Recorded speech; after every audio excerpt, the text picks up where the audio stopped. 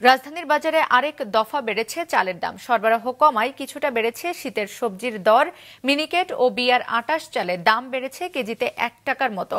অপরিবর্তিত রয়েছে মাছ ও মাংসের দাম। 120 টাকা কেজি দরে বিক্রি হচ্ছে চিনি। কিছুটা কমেছে ডালের দাম। মানভেদে ছোলা বিক্রি হচ্ছে 105 থেকে 110 টাকা কেজি দরে। মসুর ডাল 110 থেকে 135, খেসারি 115 থেকে 120 টাকা। তুলনামূলকভাবে এখনো কিছুটা কম শীতের সবজির দাম।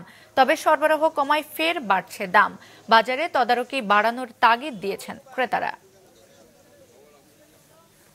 সবজির বাজার এখন একটা স্বস্তির ভিতরে আছে, কিন্তু আশা করা যায় এই এক সপ্তাহের ভিতরে রমজান সামনে রেখে থাকবে না। অনেকটাই এরা অলরেডি দাম বাড়ানো শুরু করে দিচ্ছে।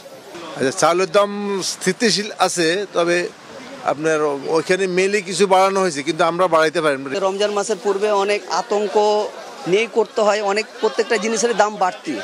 তো এবার আমার কাছে মনে হলো যে অনেক কিছু জিনিস যেটা ধারণা করছিলাম তার চাইতে অনেক সহজ।